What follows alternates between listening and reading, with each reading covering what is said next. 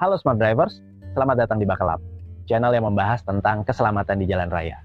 Tentunya Smart Drivers ketika mengemudi sudah menggunakan sabuk pengaman atau safety belt. Nah, kali ini kita akan membahas bagaimana cara menggunakan safety belt dengan benar, sehingga ketika terjadi kecelakaan, sabuk pengaman ini bisa berfungsi secara maksimal untuk menyelamatkan kita dan juga penumpang kita. Bersama saya, Agung Yuniharto, Your Safety Buddy.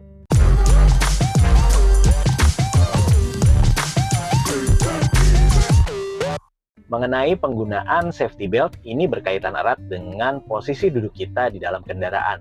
Karena posisi duduk yang kurang pas tentunya akan mempengaruhi optimalisasi atau kinerja dari sabuk pengaman itu sendiri. Itu sebabnya yang pertama kita lakukan adalah melakukan penyetelan posisi duduk kita di kendaraan. Mengenai video posisi duduk, bisa rekan-rekan Smart Drivers lihat di video yang ada di channel ini.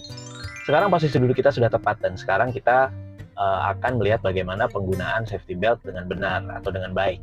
Ya, yang pertama ketika kita masuk, walaupun ini kendaraan kita sendiri, secara berkala kita lakukan pengunci ketika safety belt itu bekerja. Karena safety belt kita, safety belt standar di kendaraan, dia akan mengunci ketika dia mendapatkan hentakan. Nah, ini tentunya harus kita cek, karena kalau dia tidak bisa mengunci lagi, tentunya fungsinya juga sudah tidak sempurna lagi. Caranya adalah kita tarik, kemudian kita hentakan.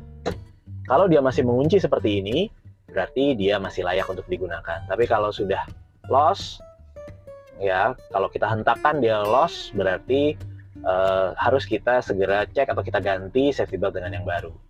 Nah, ketika mengenakan safety belt, ini yang pertama adalah setelah kita tarik, lalu kita pasangkan buckles-nya sampai mengunci, kemudian kita paskan safety belt ini di yang bagian pinggang dan juga yang bagian dadanya harus lewati dada dan dia melewati bahu kita, tali bahu dan tali yang di pinggang.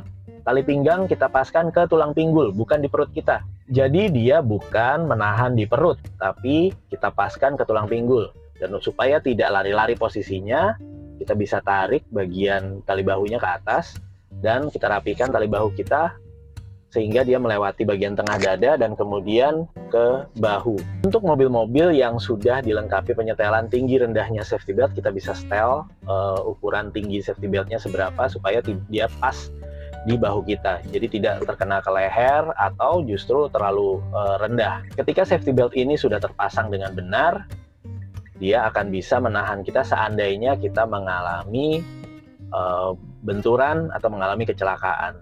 Nah, apa saja kadang-kadang kesalahan atau tindakan-tindakan yang dilakukan pengemudi sehingga dia mengurangi efektivitas atau fungsi dari sabuk pengaman ini? Yang pertama biasanya adalah safety belt ini terpuntir-puntir ya. Kadang-kadang muter gini dibiarkan, nah, akhirnya ini justru malah berbahaya karena semakin lebar sebenarnya semakin aman untuk bahu kita. Kalau dia terpuntir, tentunya permukaannya akan lebih tipis dan justru bisa malah membahayakan kita. Yang kedua adalah biasanya bagian tali bahu ini diletakkannya di belakang karena alasan tidak nyaman sehingga posisinya seperti ini. Nah, ini jadinya kita hanya terikat di perut. Ketika terjadi benturan, tidak ada yang menahan kita untuk membentur ke setir walaupun sudah ada airbag. Ya, misalnya mobil ini dia sudah dilengkapi dengan airbag. Nah, airbag itu kalau rekan-rekan Smart Drivers melihat di setir, di airbag, itu akan ada tulisan SRS airbag. SRS itu adalah singkatan dari Secondary Restraint System. Pengaman kedua, secondary. Kenapa kedua? Karena si airbag ini dia tidak akan bisa mengamankan kita dengan sempurna tanpa seandainya kita tidak mengenakan safety belt. Karena seandainya airbag ini mengembang dan kita tidak mengenakan sabuk pengaman ketika terjadi benturan, kita memiliki gaya ke depan ditambah airbag yang mengembang, jadi kita justru malah menabrak airbag dan itu justru bisa menimbulkan cedera yang lebih parah. Tapi ketika kita ditahan oleh sabuk pengaman seperti ini dengan penggunaan yang tepat, nah ketika dia terjadi benturan, kita tertahan oleh sabuk pengaman ditambah pengamanan sekunder dari airbag. sehingga kemungkinan kita mengalami cedera parah atau kematian akan lebih kecil.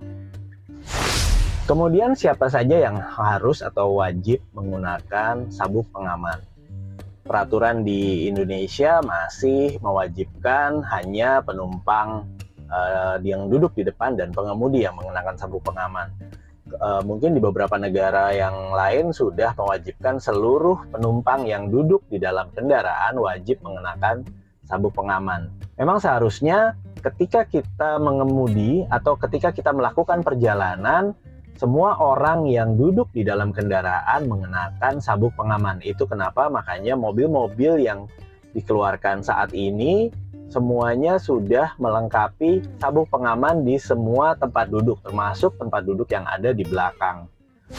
Mengenai safety belt ini adalah pengaman yang wajib kita gunakan. Karena menurut penelitian dari National Highway Traffic Safety Board, yaitu Badan Keselamatan Jalan Raya di Amerika Serikat, penggunaan sabuk pengaman ini bisa mengurangi risiko kematian sampai dengan 45% dan juga mengurangi risiko cedera berat sampai dengan 50%. Oke, selalu pastikan smart drivers dan penumpang yang ada di kendaraan smart drivers menggunakan sabuk pengaman. Sedikit hal kecil ini bisa berdampak besar pada keselamatan diri kita dan orang-orang yang kita cintai. Stay smart on the road.